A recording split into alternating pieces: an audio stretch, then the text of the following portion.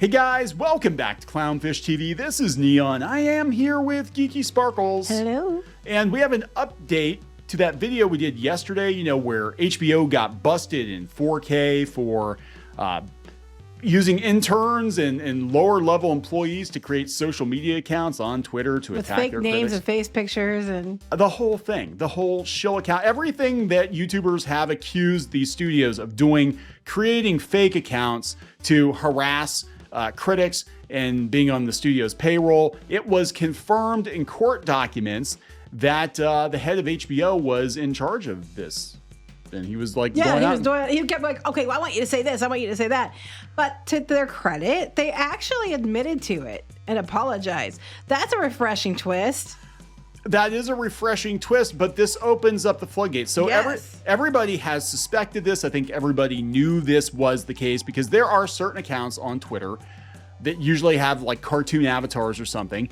And these people spend a lot of time harassing people like all day, And like then it's their job. It raises the question too, if they're doing this on Twitter, are they doing it on other social media platforms? And if they're doing this on Twitter, are they the ones that are, giving these movies 5 out of 5, best movie ever, or these like really weird write-ups that are like in lockstep about how great of a movie it is with brand new accounts? And then, but they're review bombing. No, you can review upvote too. You can mass upvote things as well, which that's the question. Is that what's going on? Yeah, I think so. Because really, I think this opens up Pandora's box. This is one instance where they got busted, but I think, especially with what's going on with Kathleen Kennedy now and the Gina Carano thing, she's accusing them of, I think it's going to come out that Disney has been using shills for years. They're going to have a paper trail. They're going to be able to prove that there were people working for Disney or working with Disney to mass flag videos. Not just that, with Kathleen Kennedy, the rumor was that she actually went to like the Hollywood Reporter or whoever it was that broke the Acolyte story with Leslie Headland, she went over the Bob's heads and did that. Yeah. To try to make sure that got out there and announced that they took it away. They looked like, oh, you're against strong women. You're against women, Bob's. And, so do I think that KK does this kind of shit? 100%. Oh, yeah. Yeah, absolutely. And I think we're going to find many studios do this. I think it's the worst kept secret, but this is the first time I think that we've actually had concrete proof that it comes down from the top. And they admitted it. They have flat admitted yes, we did it. Yeah. So he's sorry. He's sorry for harassing critics on Twitter. But they got what they deserved. How dare they? So we're going to talk about this. Before we get into it any further, please subscribe for more pop culture news, views, rants, guys. Get woohoo if you do. Woohoo. Go out and back Shadowbinders Volume 3 on shopclownfish.com, please.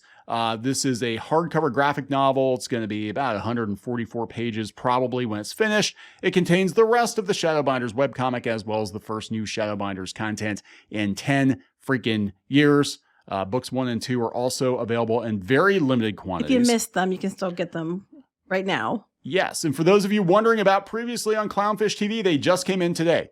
Right. So we're getting sticker sheets next week. And then I can start sending these out in conjunction with whatever we're finishing up for the Shadowbinders. Yeah. So we got pushed behind a little bit because of Indiegogo. And then we had to send it to a printer out of the country because of other issues, but we're getting there, guys. All the books are going to go out. Friends almost wrapped up. Yep. Everybody's coming. Yes. So everybody's getting their stuff. We're trying. We're trying. My fingers are going as fast as they can. She is. Her fingers are packing very quickly. Whatever we have left, we'll probably put up for sale in the store after we're done fulfilling. Okay. So let's talk about this. HBO head Casey Bloys says Bloys?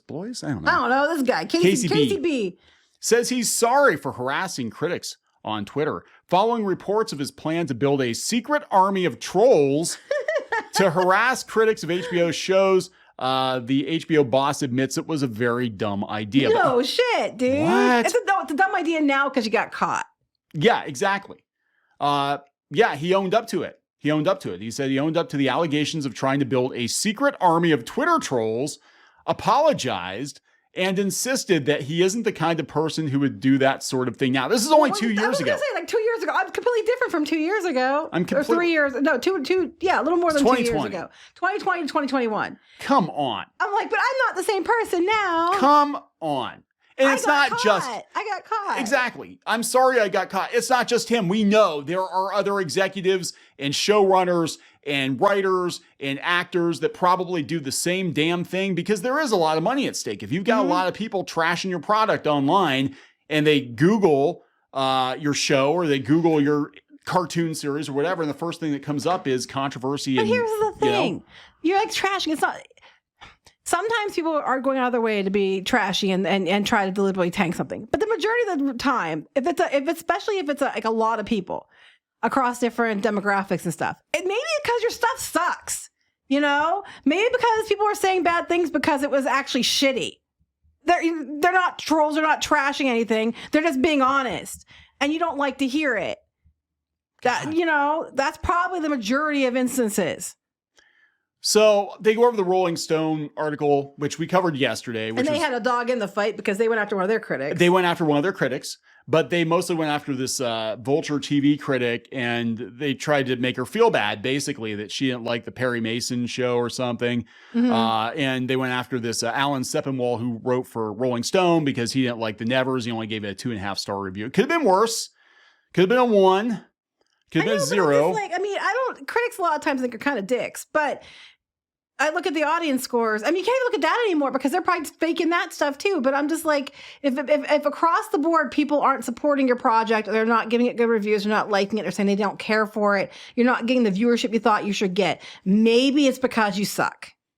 Yeah, and this is not good because now at this point, you can't believe. I mean, look. No, you can't believe anything. You can't believe anything now. Maybe I'm not real. Oh. I'm going to have an existential crisis right now. Yeah, I hate to break it to you. You're not real. I mean, hands aren't supposed to be up your ass like a puppet. Oh. I thought you said you didn't like that. You're not supposed to be? She's AI. She's gained sentience. She thinks she's real. Her love is real, but she is not. Yes. So that's it. Like Free Guy. Yeah. Yeah. So anyway, no, she's totally real.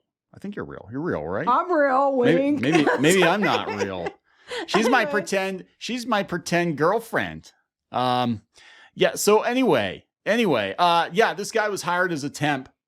This Tamori was hired as a temp at HBO, and they basically hired him to create sock puppet accounts. You cannot tell me that every other freaking studio out there isn't doing the same thing. Even individuals. I mean, if you've got a multi-millionaire showrunner or a multi-millionaire actor or actress, and they're ass mad about something, you kick somebody a couple of bucks and they go attack your enemies for you. Oh yeah, it's easy. You promise them something. You promise them a cookie, and or crumbs, and they'll just go and do whatever do your bidding without you having to even pay them.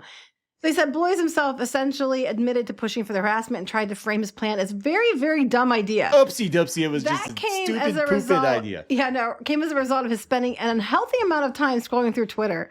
Bloys also said that, as many of you know, I have progressed over the past couple years, and that he now opts to DM critics directly as himself, and many of you are gracious enough to engage me back and forth. Like, so now you're going to write them as yourself and tell them they're full of shit too? Because they don't like your projects. Yeah. I'm like, wait, if you happen to go back and forth with critics because they don't like your projects to a level that you have to DM them and stuff, how many shitty projects are you doing? Maybe the people that are hiring you should reconsider because you keep greenlighting shitty projects.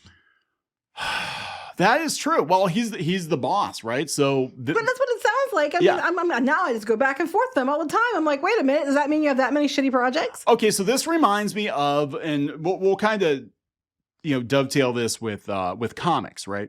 This reminds me of an incident I had with Boom Studios back in the day. Mm-hmm. I have worked on Disney Comics for pretty much every publisher in the last 20 years, except for Boom Studios. They would not hire me. And the reason being is that I wasn't being snarky about it, but I would post the monthly Disney sales data on a Disney fan board just to keep track of how many people were buying Disney Comics and what the US market was like. And again, it wasn't to rub their noses in it. You were pointing out that previously, when it was like Gemstone, they were selling more books. And you're like, what can they do to sell more books? The problem I had with Boom was that when they first started with the Disney license, it's a whole thing. When they first started with the Disney license, they were basically attacking Gemstone before them, who had the Disney license for years, and said that, they were going to grow it outside of Gemstone, and, we're not going to do things that way because they sucked and it was old fashioned, blah, blah, blah, blah, blah. And they wound up doing worse numbers, and the books cost less. But the people that were buying the gemstone books paid for the prestige, like the $10 books, right? So they were doing a lot better. Anyway, I was contacted privately by their then sales manager and told to basically shut my mouth if I ever wanted to work. Because at that point in time, you did shop and they still wouldn't hire you. They still wouldn't hire me. I basically got blacklisted. And, but you shouldn't have shut up because they weren't going to hire you at that point anyway. Yeah. So, and I shouldn't have. Shut up. Always tell the truth. And I found out later that Aaron Sparrow, who was working there at the time, who was actually in charge of the Disney books, was trying to hire me, and he wasn't allowed to. He was told specifically not to hire me because all I did was post their sales numbers in a form. That's how petty they were. That's how petty that person was and everything else. Because it made him look bad. Who it was? I don't care. Yeah. Anyway, so then they're talking here about they're talking about Boy's statement might be received. The reality is that he got caught being deeply petty, which is fine, and then acting on the pettiness by slapping together a plan to harass and belittle others, which is not fine, a bad look for a company in HBO's position right now. Yes. Beyond the ethics at play, the whole thing makes Boy seem unreceptive to the sort of critical feedback that networks can use to at least listen to as they work to produce the kinds of series that keep subscribers paying for streaming services. Right. You're not listening because your stuff's shit. Yeah. They're not listening. They don't want to listen. I mean, look at what happened with the YouTubers that were covering Star Trek Discovery.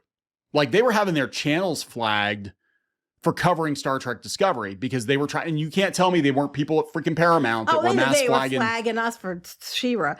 But then he's down here talking about being a dumb idea to vent his frustration, and then he goes down here and says, obviously 6 tweets over a year and a half is not very effective. Bullshit, it was only 6 tweets. I don't think it was. I don't buy that for one. You were glued to Twitter like you said you were. Those are the ones you got caught.